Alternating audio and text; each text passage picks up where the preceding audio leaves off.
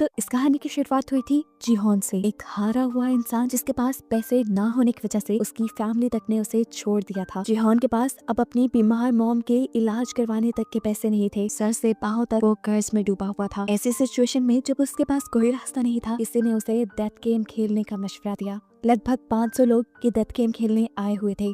इस गेम में एक रोबोट थी, जो भी इंसान जरा से भी गलती करता था वो रोबोट उसे चुनकर मार देती थी। जीहोन ने अपनी जान बचाने के लिए, यहाँ सरवाइव करने के लिए एक बूढ़ी कैंसर पेशेंट तक को धोखा देकर अपनी जान बचाई और आखिर ये गेम जीत कर यहाँ से निकल भी गया। लेकिन उसके दिल में जो दुख बैठ गया था वो 500 में से सिर्फ एक था जो ये गेम जीत के निकला था। बाकी सारे उस गेम के दौरान मारे गए। गेम को जीतने के बाद उसके हाथ बहुत पैसे लगे थे, लेकिन उसने इन पैसों को हाथ तक नहीं लगाया क्योंकि उसे रिग्रेट था इस चीज का कि उसकी वजह से सारे लोग मरे हैं। हालांकि ये उसने गेम प्लान नहीं की थी। फिर एक दिन एक अनजान आदमी उसे हॉस्पिटल में बुलाता है। जीहोन ये देखकर हैरान परेशान कि ये वही गेम वाला बूढ़ा कैंसर पेशेंट था जो गेम में हार गया था, जिसे मार ही दिया गया होगा। लेकिन अब ये जिंदा सलामत उसके सामने था और इसके जरिए उसे घिनौनी सच्चाई ये पता चली कि लोग बस अपनी एंटरटेनमेंट के लिए यहाँ लोगों को मरवा देते थे। इस डेथ गेम में ये इंसान जो कैंसर पेशेंट था, इसकी लाइफ भी काफी बोर हो गई थी और अपनी लाइफ में थोड़ा मजा लाने के लिए इसने ये डेथ गेम बनाई थी। जीहोन को उस बूढ़े आदमी की बेरहमी पर बहुत गुस्सा आया और उसने ठान लिया कि वो इस गेम को बंद करवा कर रहेगा। इसके बाद हम मिले जुनहो से, एक पुलिस ऑफिसर जिसका भाई भाग चुका था पुलिस से कुछ फ्रॉड करके। अपने भाई को ढूंढते हुए जुनहो को उसके रूम से एक गेम वाला कार्ड मिला था। इन्वेस्टिगेशन करते हुए जुनहो जीहोन तक पहुंचा और उसे पता चला कि वो गेम में जाने वाला है और उसका पीछा करते हुए वो भी किसी तरह गेम में घुस गया। वो गेम में पार्टिसिपेट नहीं करने आया था, इसीलिए उसने गेम के गार्ड्स में से एक गार्ड को मारकर उसका हुलिया ले लिया। वहाँ गेम में जाकर उसे इस गेम में होने वाले जुल्म का पता चला और उसने इस गेम के खिलाफ ही बहुत सारे सबूत इकट्ठे किए और इस आइलैंड से भागने में कामयाब भी हो गया। उसने सबूत सारे सेंड भी किए थे पुलिस को, लेकिन आइलैंड में सिग्नल ना होने की वजह से जुनहो की कोई भी चीज पुलिस को रिसीव नहीं हुई। उस पे जुल्म ये कि जुनहो पकड़ा भी गया फ्रंटमैन के हाथों। फ्रंटमैन वो आदमी है जो इस गेम को खिलाता है और यहाँ हमें ये देखकर हैरानी हुई कि जुनहो का भाई ही असल में फ्रंटमैन था। उसने जुनहो को गोली मारने से पहले अपना चेहरा दिखाया और जुनहो को गोली मार दी, जिसके बाद उन्हें लगा कि जुनहो मर गया है और उन्होंने उठाकर जुनहो को पानी में फेंक दिया। और यहाँ पहले सीजन का रिकैप खत्म होता है। नेक्स्ट सीजन की कहानी यहीं से कंटिन्यू हो रही है। सबवे स्टेशन पे हम अब जीहोन को देख रहे हैं जो अपनी बेटी से मिलने के लिए जा रहा है। सबवे स्टेशन पे उतरते ही उसकी नजरें दो आदमियों पे रुक गईं। उन दोनों में से एक आदमी वही आदमी था जिसने जीहोन को स्क्विड गेम का कार्ड दिया था। ये बात समझ गया कि अब ये लोग दोबारा एक नई गेम के लिए लोगों को इकट्ठा कर रहे हैं, लेकिन वो अब इन्हें इनके बुरे इरादों में कामयाब होने नहीं देगा। वो भागते हुए उस आदमी तक पहुंचने की कोशिश करता है, लेकिन उसने फिर भी थोड़ी देर कर दी थी। वो आदमी वहाँ से जा चुका था। जिन्होंने उस आदमी के हाथ से कार्ड ले लिया जिसको वो गेम वाला आदमी कार्ड देकर गया था और फौरन उस नंबर पे कॉल मिलाई। कॉल मिलाते ही वो फ्रंटमैन को धमकी देता है कि मैं तुम्हें तुम्हारे इरादों में कामयाब होने नहीं दूंगा, मैं इस मरतबा इस गेम को चलने नहीं दूंगा। उसकी ये धमकियां सुनकर उल्टा फ्रंटमैन ही अब उसे धमकी देने लगा था। वो उससे कहता है जाओ तुम अपनी बेटी से मिलने जाओ, इन पंगों में ना ही पड़ो तो अच्छा है। ये सुनकर वो समझ गया कि फ्रंटमैन और उसके लोग आज भी किसी तरह उसके ऊपर नजर रखे हुए थे, लेकिन अब तक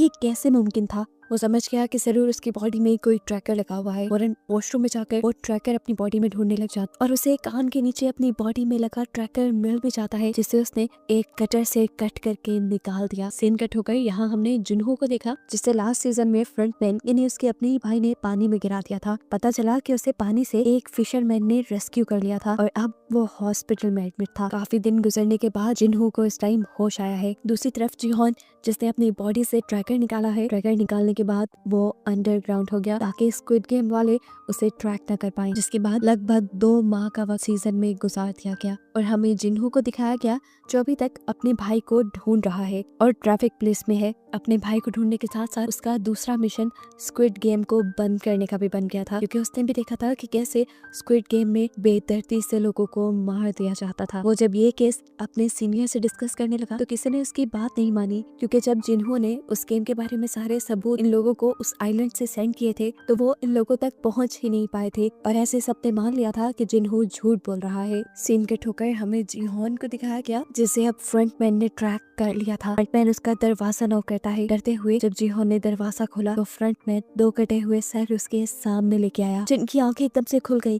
और यहाँ पर जीहॉन की भी आंख खुल गई और हमें पता चला ये सिर्फ उसका एक सपना था। बेकर जैसे ही वो उठा, उसके दरवाजे पे किसी ने नॉक किया। ये एक गैंगस्टर था जिससे पिछले सीजन में जीहॉन ने बहुत सा कर्ज लिया हुआ था, लेकिन अब गैंगस्टर जीहॉन के लिए ही काम करता था। अपने साथियों के साथ मिलकर सबवे स्टेशन पर उन लोगों को ढूंढने का जो स्क्विड गेम के लिए लोगों को मैन्युपुलेट करते हैं। अब वही टाइम आ चुका था जिस टाइम में 2 साल पहले जिन्हों को स्क्विड गेम में इंगेज किया गया था। इसीलिए अब वो गैंगस्टर को हर सबवे स्टेशन पर लड़कों को जगह जगह खड़े करने की ड्यूटी देता है, जिसके लिए उसने गैंगस्टर को 1 मिलियन यौन भी दिए थे और साथ ही ये वादा भी किया था कि अगर उन्होंने उस आदमी को किसी भी तरह ढूंढ निकाला जो स्क्विड गेम में लोगों को फंसाता रहा है और अब भी फंसा रहा है, तो जिन्हों इन्हें 1 बिलियन यौन इनाम के तौर पर भी देगा। इनाम की रकम सुनते ही गैंगस्टर का तो मुंह खुला का खुला रह गया। उसने अपने लड़कों को भी लालच दी कि जो भी उस आदमी को ढूंढेगा उसे इनाम की आधी अमाउंट मिल जाएगी। जिन्होंने ये लालच इसलिए दिया था ताकि सब लोग दिल लगाकर काम करें और अगर इस मर्तबा इन्हें वो आदमी ना मिला तो इन्हें पूरे 1 साल का और इंतजार करना पड़ जाएगा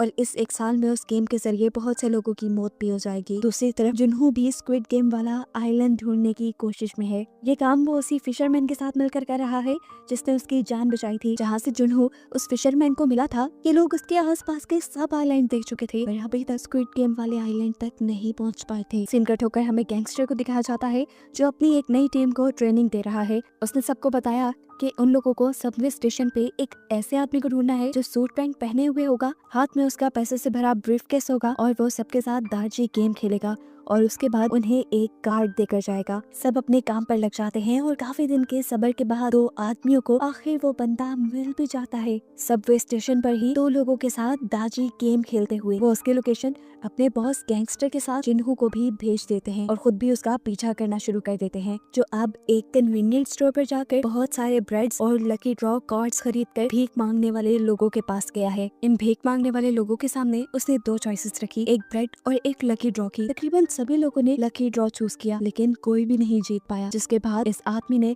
सारे ब्रेड जमीन पर रखकर उसके ऊपर चलने लग गया और लोगों से कहा, ये खाना मैंने नहीं बल्कि तुमने वेस्ट किया है, तुम सबको पैसे जीतने की लालच थी। यह आदमी इस तरह सब लोगों का माइंड तैयार कर रहा था और जज कर रहा था कि कितने लोग लालची हैं ताकि अगली मर्तबा वो इन्हें गेम में फंसा सके। खैर दिखाया जाता है कि जीहॉन के लोग जहाँ पर भी उसके पीछे हैं और वो उसकी ये नई लोकेशन जीहॉन को सेंड कर देते हैं। जीहॉन यहाँ आने के लिए तेजी से गाड़ी चला रहा होता है तो उसे पता नहीं चलता वो एक सिग्नल तोड़ देता है और ऐसे ट्रैफिक पुलिस उसे रोक लेती है।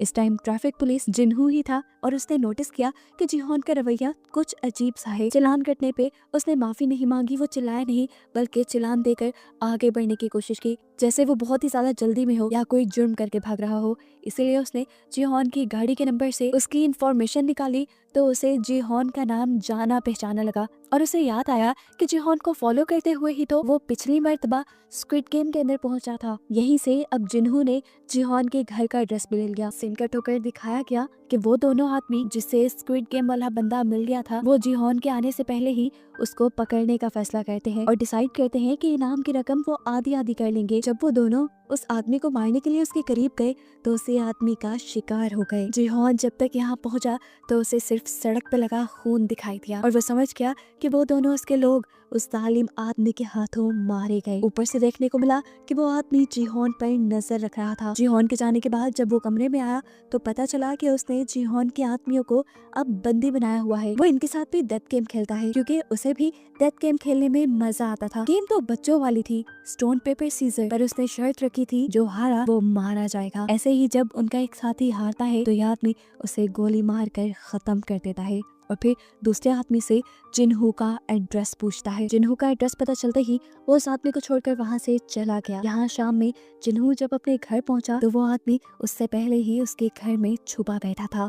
वो जीहॉन को यहाँ मार भी सकता था लेकिन जैसा हमने पहले देखा कि उसे डेथ गेम पसंद है, वो अब जीहॉन के साथ डेथ गेम खेलने का फैसला करता है। गेम खेलने से पहले उसने जीहॉन को बताया कि मैं पहले स्क्विड गेम में डेड बॉडीज को उठाने का काम करता था लेकिन वो बहुत बोरिंग था, मुझे लोगों को खुद मारना पसंद था, इसीलिए मैंने फ्रंटमैन से अपनी जॉब चेंज करने की रिक्वेस्ट की। इसके बदले फ्रंटमैन ने पता है मुझे क्या टास्क दिया, उसने मुझे मेरे ही डैड को मारने को कहा और मैंने गन उठाकर मार दिया, जिसके बाद फ्रंटमैन ने मुझे ये गन दी और अब मैं किसी को भी मार सकता हूँ। जीहॉन उसकी बातों पे ज्यादा ध्यान दिए बगैर उससे कहता है बस मुझे फ्रंटमैन का एड्रेस दो, जिससे वो मिलकर इस गेम को बंद करने का प्लान रखता है। लेकिन लेकिन ये बात सुनकर वो आदमी हंसने लगा और बोला, ठीक है, एक गेम खेलते हैं। ये तुम्हारे सामने एक गन है और इसमें सिर्फ एक ही बुलेट है, 5 नॉट्स इसके खाली है। बारी बारी एक दूसरे को शूट करते हैं, जो हारा वो मारा जाएगा और अगर मैं हारा तो तुम्हें मेरी पॉकेट से फ्रंटमैन का ड्रेस मिल जाएगा। जिहोन बिना डरे गेम को शुरू करते हुए उस गन को उठा चुका था, क्योंकि मरने का डर तो उसने स्क्विड गेम ने खत्म ही कर दिया था। बारी बारी उन्होंने अपने ऊपर शूट किया और चौथी बारी पर जब वो आदमी अपने ऊपर गन पॉइंट करता है तो इस मर्तबा वो खुद को शूट कर चुका है। वो खुद ही अपनी जाल में फंसकर मारा गया। जिहोन जीत गया और अब जिहोन को उसकी पॉकेट से फ्रंटमैन का एड्रेस भी मिल गया। इससे पहले कि अभी वो इस एड्रेस का कुछ कहता, उसकी खराब किस्मत जिन्हू जो कि एक पुलिसमैन है जिसे दोपहर गाड़ी चलाते हुए उसके ऊपर शक हुआ था, वो उसके घर का पता चलाते हुए उसके घर तक पहुंच गया और घर पहुंचते ही उसे गन शूट होने की आवाज सुनाई दी, जिससे उसका शक सच में बदल गया कि जिहोन एक क्रिमिनल है। फौरन वो दरवाजा तोड़कर अंदर आया। जिहोन को एक किलर समझकर वो इसे टाइम उसका इनकाउंटर ही करने वाला था कि ठीक वक्त पर आकर उसे किसी आदमी ने रोक लिया। ये वही लड़का था जिसके साथ गेम खेलने के बाद ये स्क्विड गेम वाला मरा हुआ आदमी उसे अपने अड्डे पर बांध आया था। किस्मत अच्छी थी, वो बच बचाकर वहाँ से निकल आया जिहोन को सारी सच्चाई बताने के लिए। लेकिन जब तक यहाँ पहुंचा, यहाँ का तो सारा माहौल ही बदल गया था। उसने जिहोन की जान जिन्हू से बचाई और फिर जिन्हू को सारी सच्चाई बताई डेथ गेम वाली, कि कैसे इस मरे हुए आदमी ने उनके साथ भी डेथ गेम खेली और उसके एक साथी को, उसके बॉस को मार दिया। बात को आगे बढ़ाते हुए जिहोन भी अब जिन्हू को स्क्विड गेम की सारी स्टोरी बताता है कि किस तरह इस गेम में सभी लोगों को मार दिया जाता है। उसने जिन्हू से कहा, मैं बुरा नहीं हूँ, मैं बस उस गेम को रोकना चाहता हूँ ताकि और मासूमों की जान बच पाए। स्क्विड गेम के बारे में वो जिन्हू भी जानता था। जिन्हू ने यहाँ जिहोन को बताया, मैं तुम्हारा ही पीछा करते हुए उस गेम तक पहुंचा था। वहाँ मैंने जाकर गार्ड्स के सूट पहन लिए और तुमसे कई मर्तबा बात करने की भी कोशिश की, लेकिन तुम मेरे से बात नहीं कर पाए। मैं जानता हूँ उस गेम में ये लोग सबको मार देते हैं और मारने के बाद उन डेड बॉडीज के साथ क्या किया जाता है, उनके ऑर्गन्स निकाल कर बेच दिए जाते हैं, ये सब कुछ भी मैं जानता हूँ। इतनी डिटेल्स तो जिहोन को खुद भी नहीं पता थी। जिन्हू के मुंह से ये सब सुनकर उसने भी अब जिन्हू को अपने साथ मिलाने का फैसला किया और जिन्हू को अपना प्लान बताया कि वो स्क्विड गेम के सभी बनाने वालों को चुन चुन कर मार देगा। एक फ्रंटमैन है जिसे आज तक उसने नहीं देखा, वो ब्लैक मास्क पहने आता है। उसने इल नामी एक बूढ़े कैंसर पेशेंट के साथ मिलकर ये गेम बनाई है। वो उन आदमियों को मारकर इस गेम को खत्म करना चाहता है। यहाँ पर गैंगस्टर भी इन दोनों की सारी बातें सुन चुका था। वो इनसे कहता है, मैं भी तुम्हारा साथ देना चाहता हूँ, मैं उनसे बदला लेना चाहता हूँ अपने उस मासूम साथी का जो मेरा राइट हैंड था, और अब मैं पैसों के लिए नहीं बल्कि हक के लिए तुम्हारा साथ दूंगा। ये सुनकर जिहोन को भी अच्छा लगा और वो इन दोनों को अपनी एक रूम में ले गया जहाँ बहुत सारे पैसे थे। ये पैसे वो स्क्विड गेम से ही जीत कर आया था और अब इन पैसों को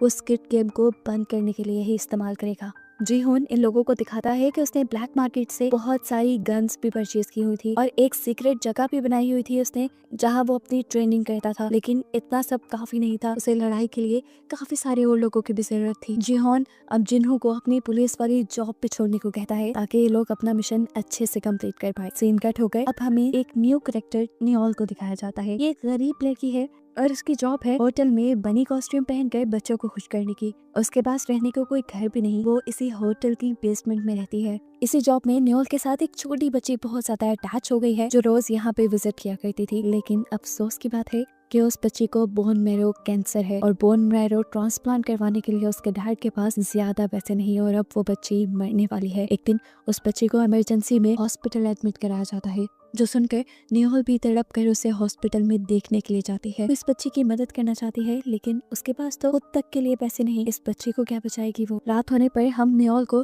दोबारा पार्किंग में देखते हैं जहाँ पर 2 लोग आकर उसे स्क्विड गेम का कार्ड दे गए। सीन कट होकर हमें जिन्हू को दिखाया जाता है जो अपनी मॉम के साथ बैठा था और उसकी मॉम बहुत ज्यादा उदास थी क्योंकि वो जिन्हू के भाई के आने का इंतजार कर रही है। जिन्हू जानता है कि वो कभी नहीं आएगा, जिस काम में वो पड़ा हुआ है वो घर नहीं आएगा। लेकिन ये सब सुनने के बाद भी जब उसकी मॉम को तसल्ली नहीं मिलती तो एक और मर्तबा वो अपने भाई को ढूंढने का फैसला करता है। सीन कट होकर अब फाइनली दोबारा से हम जिहोन को देखते हैं जो इस टाइम अपनी दांतों का ऑपरेशन करवा रहा है। अपना एक दांत निकलवाने के बाद उसने अपने मुंह में एक नकली दांत फिक्स करवाया है जिसके अंदर ट्रैकर लगा हुआ है। असल में कल को वो फ्रंटमैन से मिलने वाला है, इसीलिए उसे बहुत ही ध्यान से हर काम करना होगा। ये लोग फ्रंटमैन को भी पकड़ना चाहते हैं और फ्रंटमैन के बाद इस घिनौनी गेम के सारे हिस्सेदारों को भी पकड़ना चाहते हैं। पता चला है कि वो गैंगस्टर जो इनके ग्रुप में है वो अपने लिंक से बड़े बड़े कमांडोज को इनके ग्रुप में शामिल कर चुका है। इन कमांडोज के लिए कुछ भी सही गलत नहीं, ये लोग पैसे के लिए सब काम करते हैं। यहाँ हमें पता चला कि न्यूयोल को भी वो स्क्विड गेम वाले लेके जा रहे थे। न्यूयोल उनके साथ चली जाती है, लेकिन देखने को मिला कि उसे गेमर के तौर पे नहीं बल्कि सिक्योरिटी गार्ड के तौर पे हायर किया गया था। अब जिन्हों फाइनली जिहोन को लेकर उस एड्रेस पे आ गया है जो उस आदमी की जेब से इन्हें फ्रंटमैन का मिला था। ये एक क्लब का एड्रेस था। जिन्हों अंदर जाने से मना कर देता है क्योंकि उस आइलैंड पर फ्रंटमैन ने जिन्हों को देख लिया था और अंदर जाने पे वो पहचाना भी जा सकता है और इनका मिशन फेल भी हो सकता है। इन दोनों ने अब जिन्हों को छोड़कर अंदर जाने का फैसला किया कि लोग जैसे ही अंदर गए तो बाहर जिन्हों ने नोटिस किया कि 2 गार्ड्स जो कि स्क्विड गेम वाले यूनिफॉर्म पहने हुए हैं वो इस पार्टी के अंदर गए हैं और इससे वो समझ गया कि अभी तक फ्रंटमैन अंदर नहीं आया। शायद ये दोनों अंदर की सिक्योरिटी चेक करने के लिए आए हैं। अब यही बात कि फ्रंटमैन अंदर नहीं है जिन्हों अपने साथियों को बताना चाहता था, लेकिन अंदर जाने पर उसने देखा कि जिहोन को फ्रंटमैन के लोग दूसरे दरवाजे से कहीं ले जा चुके हैं। जिहोन के मुंह में लगे ट्रैकर की मदद से इन लोगों ने उस गाड़ी को ट्रैक कर लिया जिसके अंदर वो लोग जिहोन को ले गए थे। जिन्हों और उसके बाकी साथी उस गाड़ी का पीछा करने लगे और सही वक्त देखकर वो उस गाड़ी पर हमला करके वहां से फ्रंटमैन को किडनैप करना चाहते थे, लेकिन फ्रंटमैन तो उस गाड़ी में था ही नहीं। इस गाड़ी में लगे हुए एक डिवाइस की मदद से फ्रंटमैन जिहोन से बातें कर रहा था और ट्रैकर में आने वाली आवाजों से जिन्हों और उसके लोगों को लग रहा था कि फ्रंटमैन उसी गाड़ी में है। ये बात वो ठीक तरह से अपने साथियों को बता भी नहीं पाया कि गाड़ी के अंदर फ्रंटमैन नहीं है। वो कॉल के जरिए ही फ्रंटमैन से बात करते हुए उसे किसी तरह मनाने की कोशिश करता है कि तुम इस गेम को बंद कर दो, मासूमों की जानें लेना बंद करो। जिस पे फ्रंटमैन ने उसे कहा, मैं जबरदस्ती किसी को इस गेम में इन्वॉल्व नहीं करता, सब खुद पैसे की लालच में आते हैं। फ्रंटमैन ने बड़ी ढिठाई से बोला, मैं तो एक सोशल वर्क कर रहा हूँ। जो सुनकर अब जिहोन को गुस्सा आ गया और उसने बोला, तुम्हारे काम को कैसे सोशल वर्क कहा जा सकता है? तुम तो लोगों की मजबूरियों का फायदा उठाकर उन्हें मार देते हो। जो सुनकर फ्रंटमैन हंसने लगा और बोला, अरे मेरी बात सुनो, जो लोग इस गेम खेलने के लिए मानते हैं वो पहले से ही लाइफ में हार चुके होते हैं इस दुनिया के लिए, बस वो किसी गन से ज्यादा नहीं। और बस मैं उस गन को खत्म कर रहा हूँ और उससे बाकी लोग इंटरटेन हो रहे हैं, इसमें बुराई क्या है? दूसरी तरफ इस गाड़ी से बाहर हमें दिखाया जाता है कि फ्रंटमैन के स्नाइपर जिन्हों और उसके सभी साथियों की गाड़ियां पंचर कर चुके थे ताकि वो लोग आगे उसे फॉलो ना कर पाए। इस चीज को जानते हुए जिहोन भी इस गाड़ी से निकलने के लिए यहाँ ड्राइवर को शूट करने की कोशिश करता है, लेकिन उसे पता चला कि ये पूरी गाड़ी बुलेट प्रूफ है। साथ ही ड्राइवर ने भी बुलेट प्रूफ कपड़े पहने हुए हैं और वो अब इस गाड़ी में फंस चुका है। ये देखते हुए जिहोन वापस बैठ गया और अब उसके दिमाग में एक नई खिचड़ी बनने लगी। पता नहीं क्या सोचकर उसने फ्रंटमैन से दोबारा इस गेम में हिस्सा लेने को बोला। वो ऐसे तो इन सबको मना नहीं पाया था, लेकिन अब उसको लगता है कि वो गेम में जाकर इस गेम में होने वाली सारी ज्यादतियों को रोक सकता है। अब वो बंदा जो इस गेम को बिल्कुल पसंद नहीं करता वही ये गेम खेले तो मजे का हो सकता है। इसलिए फ्रंटमैन ने भी उसे गेम में दोबारा एनरोल कर लिया और अब उसे बेहोश करके ये लोग स्क्विड गेम के अंदर ले गए। जिन्हों फौरन उनका पीछा करने के लिए एक बोट के अंदर ट्रैकर्स लगा लेता है और उसी फिशरमैन के जरिए उन आइलैंड को ढूंढने के लिए निकल जाता है जहाँ पर वो जिहोन को लेकर जा रहे होंगे। यहाँ जिहोन को दोबारा दिखाया जाता है जिसकी यहाँ स्क्विड गेम के बेड पर खुली है। उसे अपना पुराना ही नंबर दिया गया है। यहाँ पर पहले की तरह बहुत सारे और लोग भी हैं जो एक दूसरे को देखकर कंफ्यूज है, साथ ही गेम्स के लिए भी कंफ्यूज है। अब गार्ड्स यहाँ आकर इन्हें गेम्स के रूल बताना शुरू करते हैं। रूल्स बताने के बाद गार्ड्स ने इन सब की हिस्ट्री इन सबको दिखाई कि यहाँ पर सिर्फ वही लोग आए हुए हैं जिन पर मिलियंस का कर्ज है। ये सब बताने के बाद गार्ड्स ने बताया कि जीतने वाले को 45.6 बिलियन यॉन मिलेंगे।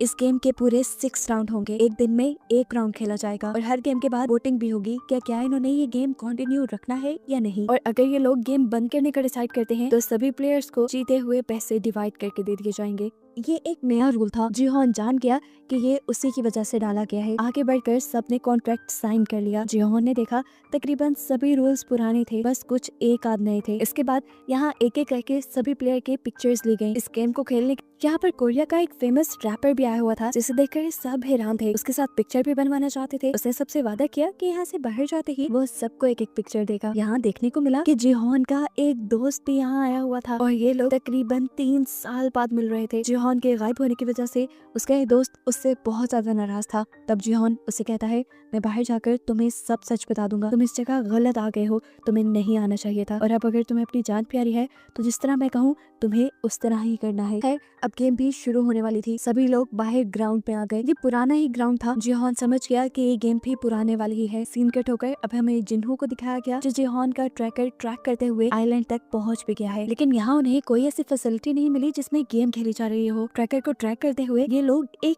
फिशरमैन तक पहुंचे और देखा गया कि जिहोन का ट्रैकर यहाँ चारे में पड़ा था। ये देखते हुए उन्होंने फिशरमैन को ही मारना शुरू कर दिया और उससे इन्वेस्टिगेट करने लगे इस ट्रैकर के बारे में। तब फिशरमैन ने जवाब दिया कि मुझे तो ये चारा फ्री मिला था। वहाँ गेम के अंदर भी जिहोन परेशान था कि जिन्हो और उसकी टीम इन सबको रेस्क्यू करने के लिए क्यों नहीं पहुंची, कहीं उसके ट्रैकर में तो कुछ गड़बड़ नहीं। कैमरे से छुपते हुए वो अपने मुंह से जब अपना टूटा हुआ दांत निकालता है तो ये देखकर हैरान रह जाता है कि उसमें ट्रैकर ही नहीं था और गेम वालों ने गेम में आने से पहले उसका ट्रैकर वाला दांत निकाल दिया। और वो समझ गया कि अब वो बहुत बड़ी मुसीबत में है। किसी को तो क्या बचाना, वो खुद भी इस गेम से नहीं निकल सकता। फिर भी वो सबकी जान बचाने का इरादा तो रखता था, इसीलिए उसने सबसे कहा कि इस गेम को आप लोग वैसे ही खेलेंगे जैसा मैं कहूँगा, वरना आप लोग मारे जाएंगे। अब गेम भी स्टार्ट हो चुकी थी। जिहोन सबको अपने एक्सपीरियंस से गाइड करते हुए उस वक्त में आगे लेकर जा रहा था जब डॉल का मुंह पीछे होता था। सभी लोग जिहोन की बात मान रहे थे, लेकिन बहुत से लोगों को यकीन नहीं था कि जिहोन सच बोल रहा है। ऐसे ही वो रैपर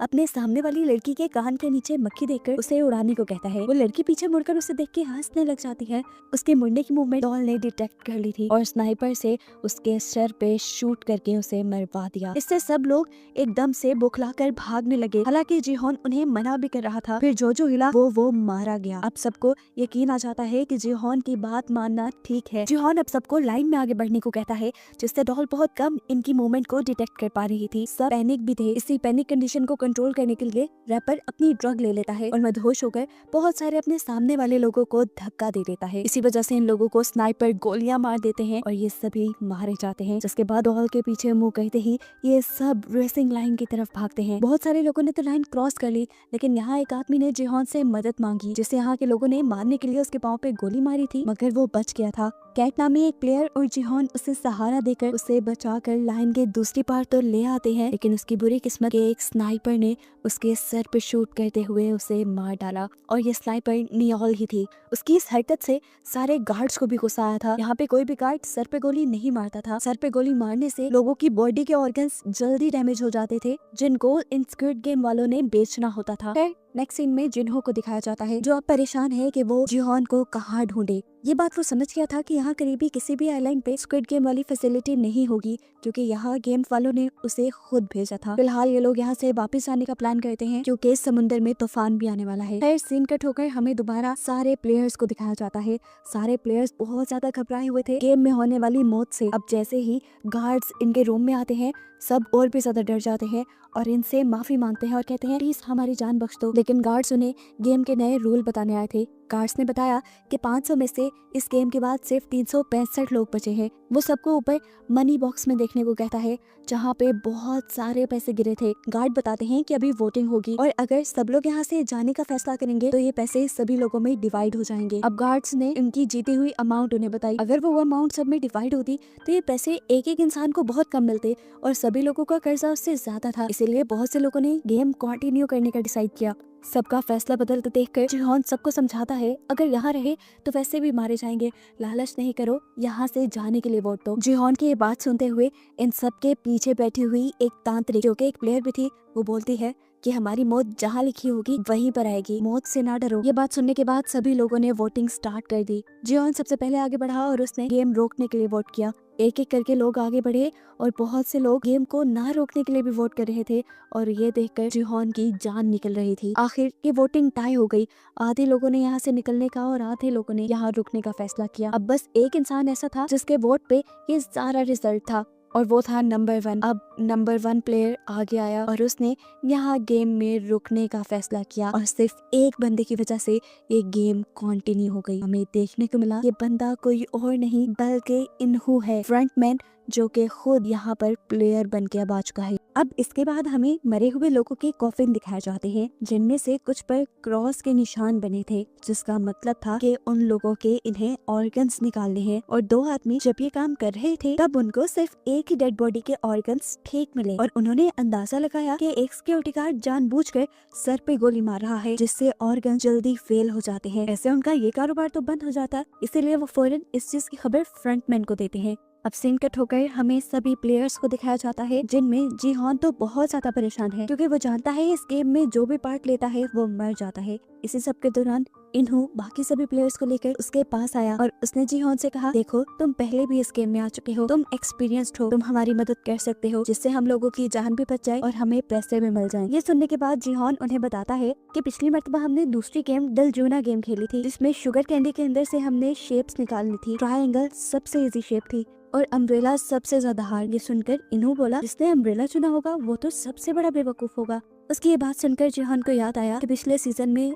जीहॉन ने ही अम्ब्रेला चुना था। खैर सारा क्राउड यहाँ से चला गया और अकेले में इन्होंने जीहॉन से सवाल किया, तुम दोबारा इधर क्यों आए हो, तुम्हारे पास तो बहुत पैसा है। जीहॉन दुखी हुआ और बोला, वो पैसा मेरा नहीं बल्कि मरे हुए लोगों का था, और ऐसे ही अब भी जो हम पैसे जीतेंगे वो भी मरे हुए लोगों के होंगे। इन्हों से कहता है, तुम ज्यादा नहीं सोचो। उसकी ये बात सुनकर जीहॉन उसी पे भड़क गया और बोला, तुम चाहते तो इस गेम को रोक सकते थे, तुमने ये गेम क्यों नहीं रोकी। इन्होंने जवाब दिया, क्योंकि यहाँ पे बहुत से लोग गेम खेल कर पैसे कमाना चाहते हैं, सबका कर्ज उन पैसों से ज्यादा था जो हमने कल जीते थे। उनकी ये बहस खत्म करवाते हुए जीहॉन का दोस्त उससे कहता है, अच्छा ठीक है, अब हमें एक नई स्ट्रेटेजी प्लान करनी चाहिए अगली गेम्स के लिए, ताकि हम ज्यादा लोगों की जान बचा सकें। दूसरी तरफ हम देखते हैं कि एक और जगह बहस चल रही थी। यहाँ पे एक जैक नाम का यूट्यूबर था, साथ ही साथ वो डिजिटल करेंसी को भी डील करता था और उसके इस काम में बहुत से लोगों की इन्वेस्टमेंट थी, जिसमें वो रैपर थॉमस भी था। लेकिन डाउनफॉल आने की वजह से सारे के सारे पैसे डूब गए, इसीलिए वो ये गेम खेलने आया हुआ था। थॉमस और उसका दूसरा साथी उसे मारने लग जाते हैं, ये कहते हुए कि तुम्हें हमारे पैसे वापस देने पड़ेंगे। जीहॉन और उसका दोस्त इस लड़ाई को रुकवाते हैं। इसके बाद सभी अपने अपने बिस्तर पे चले गए। बेड पे लेटने के बाद इन्होंने जीहॉन से माफी मांगी उसके गलत बिहेवियर के लिए और बताया कि गेम में रुकना उसके लिए इसलिए जरूरी था क्योंकि उसकी वाइफ को लिवर कैंसर था, उसको लिवर ट्रांसप्लांट की भी जरूरत थी, और जब उसने लिवर ट्रांसप्लांट के लिए बहुत सारे पैसे इकट्ठे किए, कर्ज लिया, तो उसके डिपार्टमेंट वालों को लगा कि उसने करप्शन की है, जिसकी वजह से उसकी जॉब भी चली गई और अब उस पे बहुत बड़ा कर्ज भी है। वो ऐसे बिना पैसे लिए यहाँ से नहीं जा सकता। उसको इमोशनल हुआ देखकर जीहॉन भी उसकी मजबूरी समझ गया और उसने बिठा लिया कि अगले गेम में वो सबका साथ देगा। सीन कट होकर हमें दिखाया गया कि अब यहाँ के नए फ्रंटमैन के सामने नोयोल को बुलाया गया है, क्योंकि वो लोगों के सर में गोली मार रही थी। जब फ्रंटमैन उससे वजह पूछता है तो वो बताती है कि पुराने फ्रंटमैन ने मुझसे यही डील की थी कि यहाँ पर बेकार लोगों को मारना है। मैं सर में गोली इसलिए मारती हूँ कि उनके अंदर जान होती है, जिस पर वो आदमी बताता है कि तुमने आइंदा सर पे गोली नहीं मारनी, देखो हम उनके ऑर्गन्स निकालते हैं और उनके ऑर्गन्स कई लोगों की जान भी बचा सकते हैं, तो याद रखना आइंदा तुमने गोली नहीं मारनी, वरना बेचने के लिए हमारे पास तुम्हारे भी ऑर्गन्स हैं। और मैं जानता हूँ तुम अपनी बेटी को वापस पाने के लिए जिंदा रहना चाहती हो। यहाँ इनकी बातों से हमें नयोल की जिंदगी के बारे में भी पता चलता है कि वो कोरियन मिलिट्री में थी, लेकिन एक जंग में जब वो हिस्सा लेने गई तो पीछे से उसकी बेटी गुम हो गई और आज तक वो अपनी बेटी को ढूंढ रही है। सीन कट होकर अब हम जुनहो को देखते हैं, जो अपने ऑफिस में आकर कमिश्नर से मदद मांग रहा है ये सारी कहानी बताते हुए, लेकिन उसके पास कोई सबूत नहीं, इसलिए कमिश्नर उसे कहते हैं, तुम जानते हो ना, सबूतों के बगैर हम किसी भी चीज पे एक्शन नहीं ले सकते और तुम्हारी कहानी यकीन के काबिल भी नहीं। मुझे लगता है कि तुम्हारी दिमागी हालत खराब होने लगी है। ये कहते हुए कमिश्नर वहाँ से उठकर चले जाते हैं और पता चलता है कि जिन्हों ने अपने हाथ से अपनी जॉब भी खो दी, लेकिन जिन्हों अभी भी हार मानना नहीं चाहता था, इसलिए उसने अपनी पुरानी टीम को दोबारा यूनाइट किया स्क्विड गेम वाला आइलैंड ढूंढने के लिए। सीन कट होकर अब हमें दोबारा गेम का सीन दिखाया गया, जहाँ पे अब वो डलजन गेम स्टार्ट हो गई थी। जीहॉन के कहने पर सबने ट्रायंगल चुना था, लेकिन जैसे ही सबने बॉक्स खोला तो एक ट्रायंगल के अंदर छोटे छोटे कई ट्रायंगल्स थे। ये देखकर सभी डर गए और जीहॉन पे चिल्लाने लगे। जीहॉन भी डर गया और तब उसकी आंख खुल गई और हमें पता चला ये सिर्फ उसका बुरा सपना था। खैर अब सब उठ भी चुके थे, दूसरे गेम का टाइम भी हो गया था। इन्हें अब एक नए ग्राउंड में लेके आया जाता है, जहाँ कर जीहॉन हैरान परेशान था क्योंकि ये गेम पहले उसने नहीं खेली थी। जब बाकी सब लोग आके जीहॉन से इस गेम के बारे में पूछते हैं तो वो बताता है ये कोई नई गेम है और मुझे इसके बारे में नहीं पता। ये सुनकर सब उस पर भड़क गए। इससे पहले कि ये सब लोग उसे मारना शुरू कर देते, इन्हों दरमियान में आ जाता है और ये लड़ाई रुकवा देता है। यहाँ पर अब इन्हें 5-5 लोगों की टीम बनाने को कहा गया था। डैनी जो कि प्रेग्नेंट थी और जैक की गर्लफ्रेंड थी, जैक उसके पास आकर उसे कहता है कि तुम मेरी टीम में आ जाओ, लेकिन डैनी इनकार कर देती है क्योंकि अब उसे जैक के साथ नहीं रहना था। वो अब जीहॉन की टीम के पास गई और उसने उनसे कहा, प्लीज आप लोग मुझे अपनी टीम में ले लें, मैं प्रेग्नेंट हूँ और मुझे कोई और अपनी टीम में नहीं ले रहा। ये लोग मान जाते हैं और इन सब की एक टीम बन जाती है। अब हमें दूसरी टीम को दिखाया गया जिसमें कैट, मैडी और दो माँ बेटा पार्क और ग्योंग थे और तभी जबरदस्ती तांत्रिक आकर इनके ग्रुप में शामिल हो गई। टीम्स बनाने के बाद इन सबको बताया गया कि सारी टीम के पाँव बांध दिए जाएंगे और इन्हें एक गोल सर्कल में एक साथ घूमना होगा। 5 मीटर के बाद एक गेम होगी जिस गेम को खेलते हुए इन्हें आगे बढ़ना है और एक दिए हुए टाइम के अंदर इन्हें अपना सर्कल कंप्लीट भी करना है। गेम्स के नाम सुनते ही इन सब लोगों ने आपस में कोऑर्डिनेट किया और जो जिस गेम में अच्छा था उसे वो खेलने की जिम्मेदारी दी। खैर गेम स्टार्ट हो जाती है और पहली 2 टीम्स को एक साथ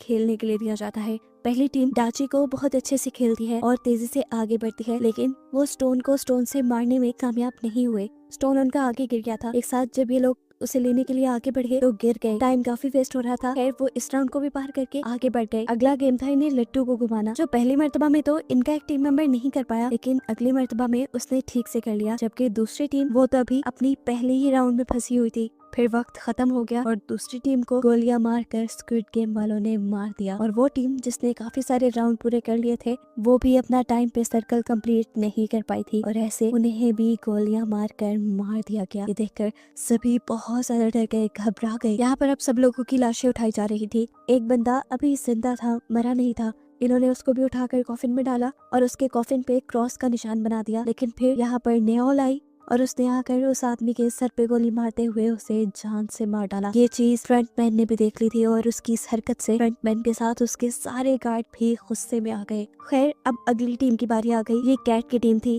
कैट ने यहाँ सबको संभाला और आगे लेकर बढ़ी। पहले इन्हें डाची गेम खेलना था जिसमें वो लड़की पहली बारी में अपने कार्ड को घुमा नहीं पाई। तब कैट ने उसे कार्ड उल्टा पकड़ने को कहा और इस तरह पहली ही बारी में उसने अपने कार्ड को सीधा घुमा दिया था। फाइनली ये लोग आगे बढ़े। आगे इन्हें स्टोन से स्टोन को मारना था। वो लड़का भी पहली मर्तबा में स्टोन को स्टोन से हिट नहीं कर पाता। कैट यहाँ पे सबको एक साथ आगे कदम बढ़ाने को कहती है और ये लोग दोबारा उस स्टोन को लेकर पीछे आते हैं। उस लड़के की मोहम्मद से कहती है, बेटा उस आदमी को याद करो जिसने तुम्हारे सारे पैसे लूटे हैं। याद आते ही इस लड़के को इतना गुस्सा आया कि उसने पत्थर पर ठीक निशाना लगाकर ये राउंड भी जीत लिया। ये लोग दोबारा से आगे बढ़े। इस मर्तबा इन्हें 5 बॉयज को इकट्ठे उठाकर इकट्ठे कैच करना था। कॉन्ग ये काम पहली मर्तबा में नहीं कर पाई और इस वक्त उसके बेटे ने उसे हौसला दिया और उसे कहा, तुम उस लड़की को याद करो जिसकी वजह से डैड तुम्हें छोड़ गए थे। ये सोचते ही उसने भी गुस्से में 5 डाइस को उछाल कर कैच कर लिया और जल्द ही ये लोग ये राउंड भी कंप्लीट करके आगे बढ़ गए। अगली बारी तांत्रिक की थी। उसे लट्टू घुमाना था लेकिन वो ये काम नहीं कर पा रही थी।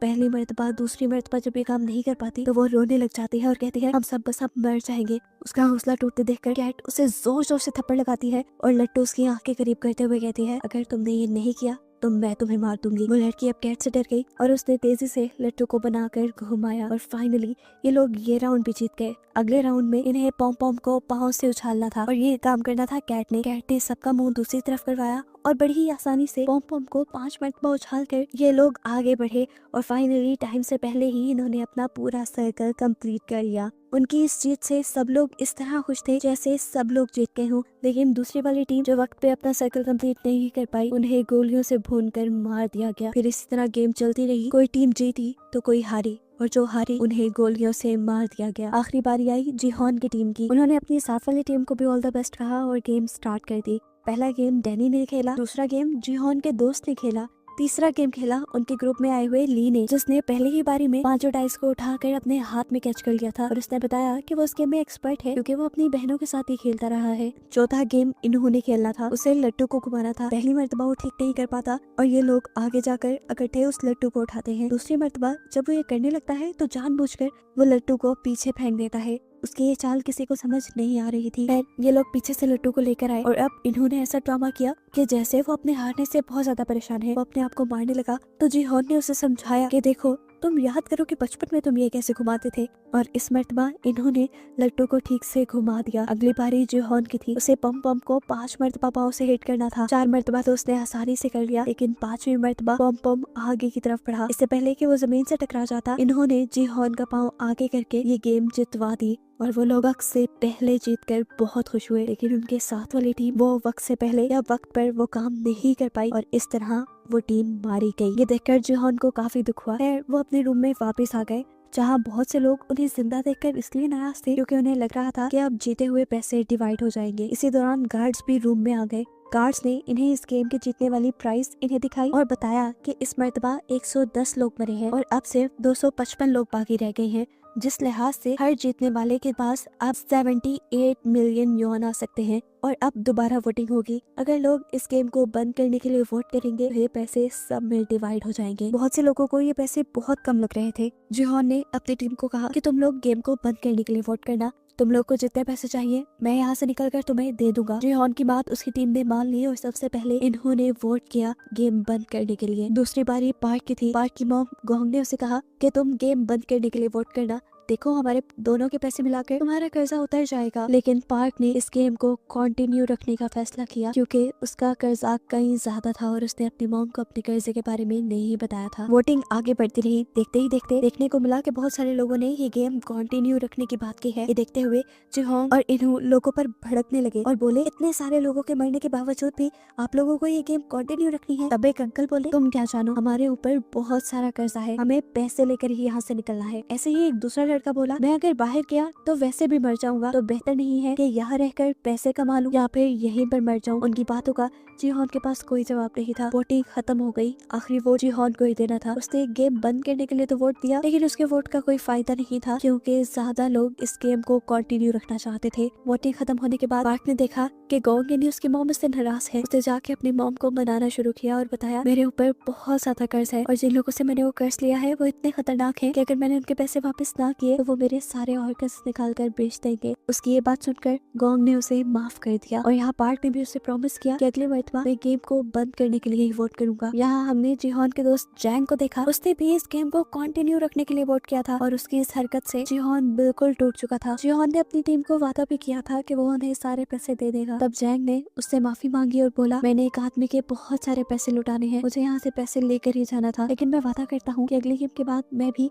इस गेम को बंद करने के लिए वोट करूंगा। जिहोन दुखी बैठा था और उसने सबसे कहा कि अगले गेम पे अब एक दूसरे को भी मारना पड़ सकता है। ये बात सुनकर सभी दुखी हो गए। खैर इन लोगों के पास अब खाना कुछ एक्स्ट्रा था जो उन्होंने डैनी को दे दिया क्योंकि डैनी प्रेग्नेंट थी और उसे ज्यादा खाना खाने की जरूरत थी। सीन कट होकर हमें बाथरूम में जैक और थैनोस यानी रैपर को दिखाया गया। वो रैपर अभी भी जैक को घेरे खड़ा था और उसने उसे कहा कि तुम मेरे कर्जई हो, इस तरह तुम मेरे गुलाम हुए, तुम यहाँ से मुझे पैसे जीत कर देकर जाओगे। ये सुनकर जैक ने उसे कहा कि तुम्हारे पैसे डूबने में मेरी कोई गलती नहीं, तुमने मेरे कहने पे शेयर जरूर खरीदे थे, लेकिन जब मैंने तुम्हें बताया कि अब इन्हें बेचने का टाइम है तो तुमने तब लालच में वो नहीं बेचे और तुमने अब सारे पैसे खुद डुबाए हैं, इसमें मेरा कोई कसूर नहीं। लेकिन वो रैपर उसकी कोई बात मानने को तैयार नहीं था। वो उसे कहता है, जो भी है तुम पैसे जीतो और मुझे वापस करो। ये सुनकर जैक हंसने लगा और बोला, अगर मैं वो पैसे जीत भी गया तो शायद तुम मर चुके होगे। ये बात सुनकर उस रैपर को इतना ज्यादा गुस्सा आ गया कि वो जैक की गर्दन पकड़कर उसे मारने लगा, पर सही वक्त पर जिहोन की टीम ने आकर इस लड़ाई को रोक दिया। खैर ये लोग वापस रूम में आ गए और यहाँ आकर जिहोन ने सबसे कहा कि हमें बारी बारी उठकर पहरा देना होगा क्योंकि पैसों के लिए मैंने देखा है लोग खुद जानवर बन जाते हैं और अपने दूसरे ही टीम मेंबर्स को मार देते हैं ताकि प्राइज मनी उनको मिल जाए। रात में हम देखते हैं कि जिहोन ने काफी देर पहरा, जिसके बाद जैंग उठा। जैंग ने उसे कहा, जिहोन तुम सो जाओ, अब मैं पहरा देता हूँ। मुझे आज भी याद है कि तुम आखिरी मरतबा मेरे से पैसे लेने आए थे, लेकिन अगर मेरे पास होते तो जिहोन मैं सच में तुम्हें दे देता। जिहोन ने यहाँ उसे कुछ नहीं कहा और यहाँ उनकी बातों से हमें पता चला कि उनकी दोस्ती बहुत गहरी, बहुत पुरानी है। वो बचपन से स्कूल टाइम यहाँ तक के जॉब भी उन्होंने एक साथ की थी और इस चीज का अंदाजा इन्हों को भी उनकी बातों से हो गया था। सारी बातें छोड़कर अब जैंग जिहोन से पूछता है, तुम्हारे पास इतने पैसे थे तो तुम वापस गेम में क्यों आए? जिहोन ने इस बात का जवाब नहीं दिया बल्कि एक नया सवाल जंग से पूछा कि अगर मैं यहाँ गेम में मर जाऊँ तो तुम मेरे हिस्से के पैसों का क्या करोगे? ये सुनकर वो उदास हो गया और उसने बोला, ऐसी बातें नहीं करो, हम एक साथ जीत के बाहर जाएंगे। तब जिहोन ने जवाब दिया, हाँ मैं भी यही चाहता हूँ कि हम साथ जिंदा बाहर जाएं, लेकिन अब मैं हार रहा हूँ, ये लोग मेरी बात नहीं समझ पा रहे। खैर सीन कट होकर फाइनली अब हम जिन्हों को देखते हैं जो दोबारा जिहोन को ढूंढने के लिए सफर शुरू कर चुका है और यहाँ नया दिन भी चढ़ गया है। सभी लोगों को दोबारा गेम के लिए तैयार होने को कहा गया, साथ ही साथ सभी गार्ड्स भी तैयार हो गए।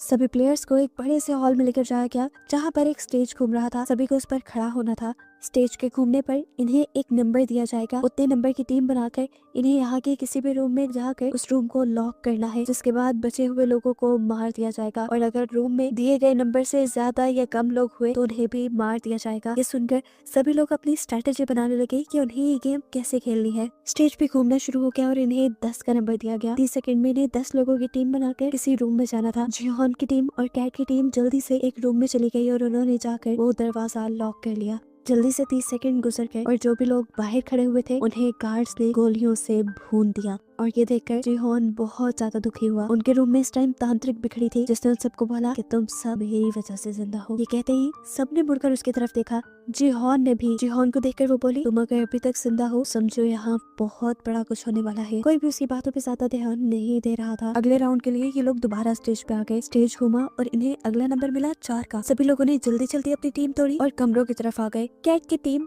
तांत्रिक को छोड़कर अपने रूम में बंद हो गई थी, जबकि जिहोन की टीम ने इन्हू को छोड़ दिया था। और फिर उसके बाद पहले की तरह बचे कुछ लोगों को मार दिया गया। गार्ड्स ने देखा कि एक रूम में 3 लोग थे। गार्ड्स ने उनको भी पकड़कर मार डाला। ये लोग जब रूम से बाहर आए तो तांत्रिक अजीब सी नजरों से उन्हें देख रही थी, जबकि जिहोन और उसकी पूरी टीम इन्हू के लिए परेशान थे। लेकिन इन्हू सेटिस्फाई था। उसने कहा कि मैं लोगों से जल्दी दोस्ती कर लेता हूँ, इसलिए मैं बच गया। फाइनली अगला राउंड शुरू हुआ और इन सबको 3-3 का नंबर मिला। इन लोगों ने अपनी दोबारा टीम तोड़ी और आगे बढ़े। गोंग अपने बेटे पार्क के साथ आगे जाना चाहती थी, लेकिन 2 लड़कों ने जबरदस्ती पार्क को पकड़कर अपने रूम में ले गए और गोंग ये देखकर परेशान हुई कि उसके बेटे ने उसे छोड़ दिया। वो वही परेशान खड़ी थी कि ठीक वक्त पर जिहोन और इन्हू आए और उसे पकड़ते हुए एक रूम में ले गए। वहाँ बैठकर भी गोंग बहुत ज्यादा परेशान थी क्योंकि उसके बेटे को उसकी बिल्कुल भी परवाह नहीं थी, चाहे उसकी मॉम मर भी जाए। उसके बात सुनकर जिहोन और इन्हू को भी दुख हुआ। ये लोग दोबारा अब रूम से बाहर आए, जहाँ पर पार्क भी इस चीज से दुखी था कि उसने अपनी मॉम को छोड़ दिया, लेकिन गोंग ने उसे गले लगाकर संभाल लिया। इधर कैट और मैडी भी गोंग से मिले, जिनको एक तीसरे बंदे ने मिलकर बचा लिया था और वो भी अब से इनकी टीम का मेंबर बन गया था। फिर अगला राउंड भी शुरू हो गया। इस मरतबा इन्हें नंबर मिला 6 का। ये लोग अब दोबारा टीम बनाने लगे। मैडी और कैट की टीम जिहोन की टीम से डैडी को लेकर एक रूम की तरफ बढ़ी, लेकिन गलती से मैडी को धक्का देने पर वो पीछे रह गई। सब लोग परेशान हो गए, लेकिन तभी जल्दी से सामने से जैक आकर इनके रूम में घुसकर इनका रूम लॉक कर लेता है और बाहर मैडी रह जाती है, जिसे गोली लगकर वो इनकी आंखों के सामने मारी गई। कैट उसके मरने से बहुत दुखी थी क्योंकि गेम में आते ही पहले उसकी दोस्त मैडी बनी थी। वो उसके मरने का गुस्सा जैक के ऊपर निकालने लग जाती है, लेकिन तब जैक उनसे कहता है कि अगर मैं सही वक्त पर आकर तुम्हारा रूम लॉक ना करता तो तुम सब के सब मारे जाते। मेरा एहसान मानो, मैंने तुम्हारी जान बचाई है, क्योंकि मैडी सही वक्त पर अंदर नहीं आ सकती थी। उसकी बात गलत भी नहीं थी, इसीलिए सबका गुस्सा ठंडा हो गया। खैर अब अगला राउंड स्टार्ट हो जाता है। इन्हों का ख्याल था कि अब गेम वाले 2-2 का नंबर चुनेंगे, क्योंकि यहाँ पर 50 कमरे हैं और ये लोग 126 लोग रह गए हैं। इन्हों के कहने के मुताबिक बाकी 2 का नंबर मिला। सब 2-2 की टीम बनाकर कमरों की तरफ भागने लगे। इन्हू और जैक जिस कमरे में गए वहाँ पर एक और बंदा आ गया। ये लोग 3 हो गए थे। अगर इन्हें गार्ड्स देख लेते तो मार देते। तब इन्होंने अपनी जान बचाने के लिए उस तीसरे आदमी की गर्दन पकड़कर उसे मार दिया, जो देखकर जैक भी घबरा गया। वो जान गया था कि इन्हू बहुत ज्यादा खतरनाक है। गेम अब खत्म हो चुकी थी। ये लोग वापस अपने रूम में आ गए, जबकि दिखाया गया कि मरे हुए लोगों को कॉफिन के अंदर डाला जा रहा था। जो लोग पूरी तरह मर चुके थे, जिनके ऑर्गन नहीं निकाले जा सकते थे, उनको जला दिया गया और बाकी लोगों के ऑर्गन्स निकाले गए। सीन कट हो गए। अब हमें जिन्हों को बोट पे दिखाया गया, जो ड्रोन की मदद से सही आइलैंड को ढूंढने की कोशिश कर रहे हैं। यहाँ पर फिशरमैन उससे कहता है कि अब हम बस उन आइलैंड्स को ढूंढेंगे जिनको हमने पहले नहीं ढूंढा। उसके बाद जिन्हों मान जाता है और ये लोग ड्रोन के जरिए एक ऐसे आइलैंड को देखते हैं जिसपे एक छोटा सा गेट था। जिन्हों समझ गया कि जरूर इस गेट के नीचे ही वो फैसिलिटी होगी। उसने फौरन अपने आदमियों को वहाँ भेजा और आदमियों ने जाकर जैसे ही वो कैबिन वहाँ खोला तो एक बहुत बड़ा ब्लास्ट हुआ, जिसमें उसकी बहुत सारी टीम मारी गई। इस चीज ने उसे बहुत बड़ा धचका दिया था। वो जान गया था कि ये सिस्टम सारा गेम वालों ने ही लगाया होगा ताकि लोग डिस्ट्रैक्ट होकर मारे जाएं। सिंगल कर दोबारा हमें गेम का सीन दिखाया जाता है, जहाँ पर सभी प्लेयर्स अपनी गेम्स के बारे में बात कर रहे हैं। तांत्रिक आकर कैट की टीम से कहती है, तुमने मुझे अपनी टीम से निकाला था ना, देखो अब मैं तुम्हें शराब देती हूँ, तुम सब भी बैडी की तरह मारे जाओगे। जो सुनकर गैंग बोली, तुम्हारी बातों से कुछ नहीं होगा। यहाँ अब जैक भी डैनी के पास आया। वो डैनी के बच्चे को अपनाना चाहता था। उसने डैनी से कहा, देखो डैनी, हम अब गेम को बंद करने के लिए वोट करेंगे और इसके बाद अब यहाँ से निकल जाएंगे। हम दोनों के पैसों को स्टॉक में इन्वेस्ट करके एक अच्छी जिंदगी गुजारेंगे। ये सुनकर डैनी को गुस्सा आ गया और वो बोली, तुम आज भी मेरे लिए मेरे पास नहीं आए, बल्कि मेरे पैसों के लिए आए हो। तुम अपने पैसों का जो कुछ मर्जी करो, मैं अपने पैसे से अपने बच्चे को अकेले पाल सकती हूँ। ये कहकर वो वहाँ से चली गई। जबकि दूसरी तरफ अभी इन्हू और जिहोन को दिखाया गया, जिन्होंने गेम बंद करने वाले लोगों को गिन लिया था। गेम बंद करने वाले लोग अभी भी कम थे और गेम को कंटिन्यू रखने वाले लोग ज्यादा बच गए थे। तब जिहोन सिचुएशन देखते हुए इनसे कहता है कि हमें लोगों से बात करनी चाहिए और इस गेम को बंद करने के लिए कहना चाहिए, जिस पर इन्हों से समझाता है, देखो हम इस तरह नहीं कर सकते। ऐसे में वो लोग जो इस गेम को कंटिन्यू रखना चाहते हैं वो उल्टा भड़क जाएंगे और गेम से पहले ही यहाँ लड़ाई हो जाएगी, सब एक दूसरे को मारने लग जाएंगे और यही तो वो गेम वाले चाहते हैं। अब वोटिंग वोटिंग का भी टाइम आ गया था। वोटिंग से पहले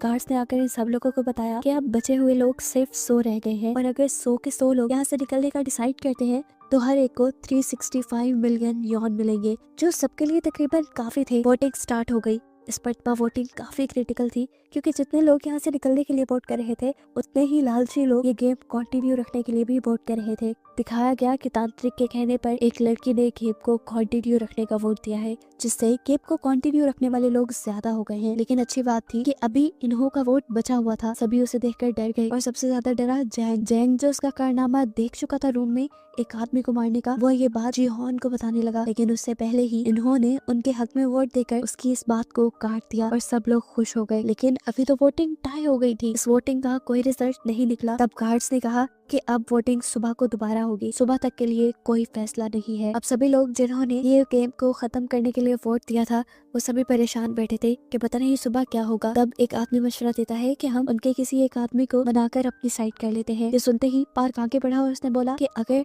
तुम लोग इस गेम को कैंसिल करने को कहते हो तो मैं तुम सबको खाने की पार्टी दूंगा। लेकिन उसके बाद से सामने वाली टीम भड़क गई। सामने वाली टीम के अंकल बोले, अगर तुम सब मर गए देखो हमें तो ज्यादा पैसे मिलेंगे। और यहाँ पर अब ली नाम का लड़का खड़े होकर कहता है, और अगर गेम बंद ना हुई तो देखना तुम सब लोग मर जाओगे। बहस बढ़ते बढ़ते इनकी लड़ाई तक आ गई। ये सब लोग अपनी लाइन में आ गए। उनकी ये बहस देखते हुए जिहोन ने नोटिस किया कि आज इन सबको खाने के साथ फॉग भी दी गई थी कि अगर लड़ाई हो तो इसे हथियारों के तौर पे यूज किया जा सके। सीन कट होकर हमें वॉशरूम में दिखाया गया कि वो रैपर एक आदमी को डरा धमका रहा है क्योंकि उसने गेम बंद करने के लिए वोट किया है, जबकि रैपर ने उसे गेम को कंटिन्यू रखने को वोट देने को कहा था। ये देखकर जैक सामने आया और उसने रैपर से कहा कि तुम किसी को भी धमका नहीं सकते वोटिंग के लिए। इन सब के दरमियान बहस इतनी बढ़ गई, ये लड़ाई की तरफ चली गई। जैक इस लड़ाई से बचना चाह रहा था लेकिन रैपर ने उसको ओवर पावर कर दिया और उसका गला दबाकर उसे मारने ही वाला था कि उस वक्त पे जैक को ना चाहते हुए भी रैपर के ऊपर फॉग से हमला करके उसे मारना पड़ा। उसने फॉग रैपर के गले में धंसा दिया था जिससे उसकी वहीं पे मौत हो गई। रैपर के मरने के बाद दिखाया गया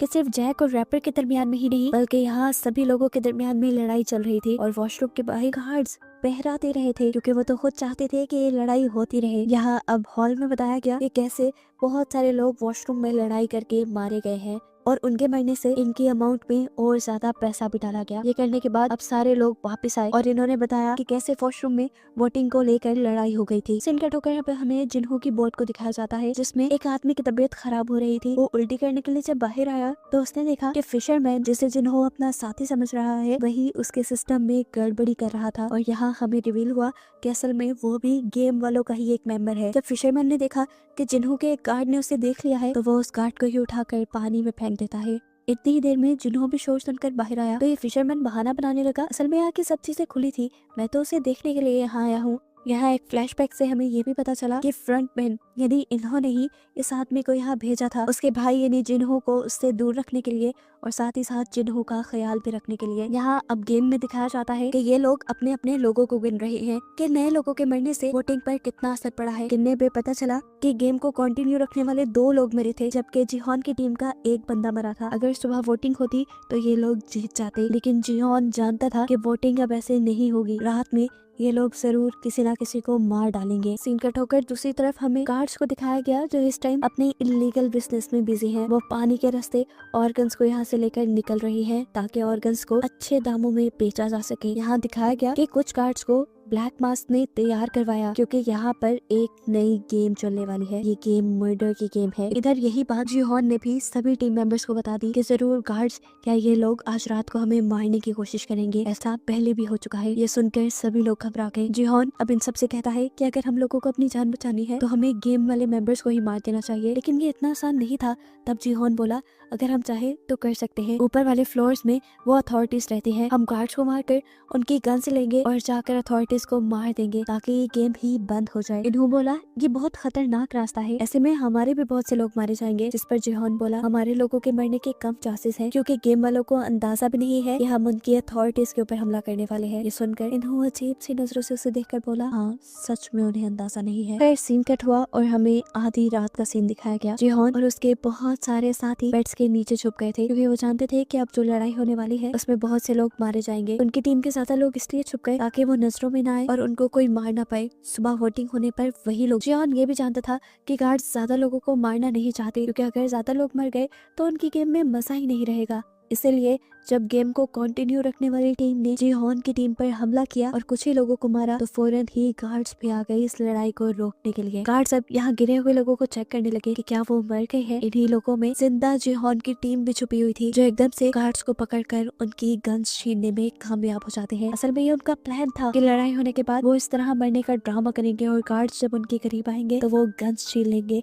और इन्हीं गन्स से जाकर वो अथॉरिटीज पर हमला करेंगे। ये देखते हुए और भी गार्ड्स यहाँ आ गए अपने गार्ड्स को रेस्क्यू करने के लिए और लोगों को कंट्रोल में करने के लिए। जिहोन की जान बचाने के लिए इन्होंने ही अपने ही गार्ड्स की गन लेकर अपने ही गार्ड्स को मारना शुरू कर दिया, क्योंकि वो किसी को भी शक में नहीं डालना चाहता कि वो खुद अथॉरिटी है। ये चीज देखते हुए अब नए फ्रंटमैन ने सभी गार्ड्स को अपने कमरे में वापस बुला लिया। सभी यहाँ से बाहर निकलने लगे, लेकिन एक गार्ड के बाहर जाने से पहले ही वो दरवाजा बंद हो गया और गार्ड ने अपने आप को सरेंडर भी कर दिया इनके सामने। लेकिन तब जिहोन ने उस गार्ड को नहीं मारा। अब जिहोन का एक आदमी दूसरी टीम के लोगों को मारना चाहता था जिन्होंने उनकी टीम पर हमला किया था, लेकिन यहाँ जिहोन उसे रोक देता है और कहता है हम उन्हें नहीं मारेंगे। लेकिन वो आदमी बाजिद था कि हमें उन्हें मार देना चाहिए, वो पैसों के पीछे भागने वाले दरिंदे हैं। तब जिहोन बोला, देखो अगर हमने उन्हें मार दिया तो हम में और उनमें कोई फर्क नहीं रहेगा। वैसे भी हमने ये हथियार इन लोगों को मारने के लिए नहीं लिए, हमने ये हथियार लिए हैं उन लोगों को मारने के लिए जिन्होंने ये घिनौनी गेम बनाई है और जोर से चला रहे हैं। खैर अब जंग का टाइम शुरू हो चुका था, इन्हें आगे बढ़ना था। जैंग ने इन सबको समझाया, देखो हमें अभी लड़ना पड़ेगा,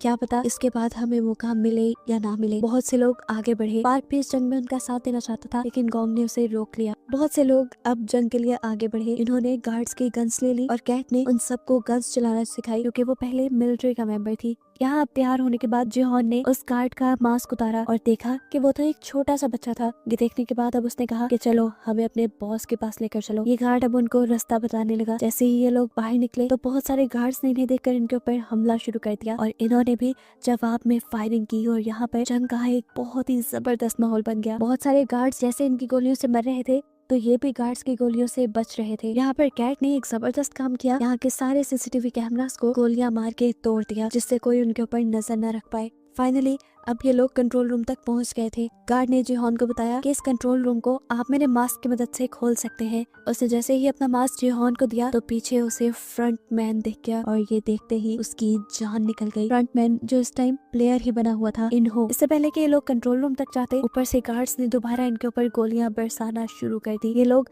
अब जवाब में गोलियां भी नहीं बरसा सकते थे क्योंकि इनकी मैगजीन खत्म हो गई थी। यहाँ जिहोन उस लड़के का मास्क लेकर कंट्रोल रूम को ओपन कर चुका था, जहां को लेकर वो आगे बढ़ा था और एक एक लम्हे की खबर वो सिक्योरिटी गार्ड्स के ही वॉकी टॉकी से इन्हों को दे रहा था। अंदर जाते ही जिहोन और जैंग ने वहाँ एक एक करके गार्ड्स को मारना शुरू कर दिया और आगे बढ़ने लगे। यहाँ के सीसीटीवी कैमरास से ब्लैक मास्क ने उन दोनों को अंदर आता देख लिया और उनको रोकने के लिए अपनी गार्ड्स की पूरी एक टीम भेजी। यहाँ दूसरी तरफ देखने को मिला कि अभी तक गार्ड्स उनके ऊपर गोलियां बरसा रहे हैं और इनकी एक एक गोली खत्म हो चुकी है। यहाँ पर जिहोन और जैंग के पास भी बहुत सारे लोग आ चुके थे, वो इन्हें ओवरपावर कर सकते थे, इसीलिए उसने फौरन इन्हों को अंदर आने को कहा। लेकिन इन्होंने बताया कि मेरे पास गोलियां नहीं है। उसने कहा जाओ पहले कमरे से मैगजीन्स लेकर आओ गार्ड्स के पास जो एक्स्ट्रा होती हैं। जिहोन के कहने पर अब उसे ये काम करना पड़ा। अब इन्हों के आने में तो देर थी, जिहोन को बचाव के लिए दोबारा गोलियों की जरूरत थी। तब जैंग ने उसे कवर दिया, वो ऊपर से गार्ड्स को मारता रहा और जितने गार्ड्स को इन लोगों ने यहाँ मारा था जिहोन उनके पास जाकर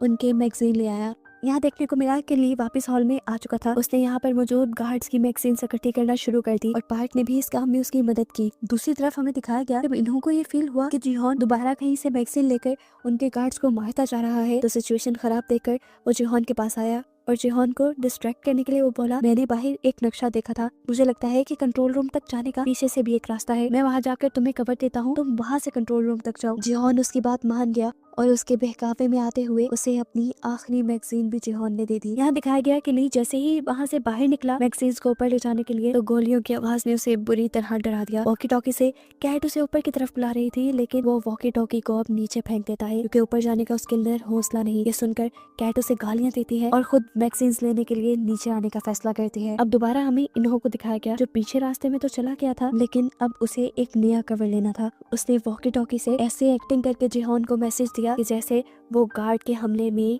घायल हो गया हो। उसने यहाँ पर एक जख्मी आदमी की आवाज भी जिहोन को सुनाई, जिससे जिहोन को सच में लगा कि वो बहुत ज्यादा जख्मी है और फिर इन्होंने उस सामने वाले आदमी को भी गोली मारकर मार दिया। ये सब वॉकी टॉकी से जिहोन सुन रहा था और अब जिहोन को ऐसे लगा जैसे इन्हों मारा गया हो और इस चीज से वो बहुत ज्यादा दुखी हो गया। वो तो इन्हो को अपना दोस्त समझ रहा था, ये नहीं जानता था कि इन्हो ही सबसे बड़ा गद्दार है। अंदर कैट जो अब मैगजीन्स लेकर बाहर की तरफ बढ़ रही थी, उनके रूम में भी बहुत सारे गार्ड्स आ गए। कैट ने पहले इन्हीं को मारने का फैसला किया, लेकिन गैंग ने उसे रोक दिया और कहा कि तुम इन्हें नहीं मारो। पता नहीं क्यों कैट ने उसकी बात मान ली। कैट के सही वक्त पर बाहर ना पहुंचने की वजह से सब लोग अब सरेंडर करने की पोजीशन पे आ गए, क्योंकि वहाँ गार्ड्स की तादाद ज्यादा हो गई थी और वो लोग लड़ भी नहीं सकते थे। इसी तरह गार्ड्स ने सामने आकर यहाँ एक एक करके सबको मार दिया। सीन कट होकर हमें दिखाया गया कि जिहोन और जैंग ने भी सरेंडर कर दिया था, क्योंकि उनके पास भी गोलियां खत्म हो गई थी। और तब उनके सामने आया फ्रंटमैन, यानी खुद ही इन्हो, जो उससे पूछता है, जिहोन तुम्हें तो दोबारा यहाँ आके काफी मजा आया होगा, है ना? लेकिन तुमने जो यहाँ किया वो अच्छा नहीं किया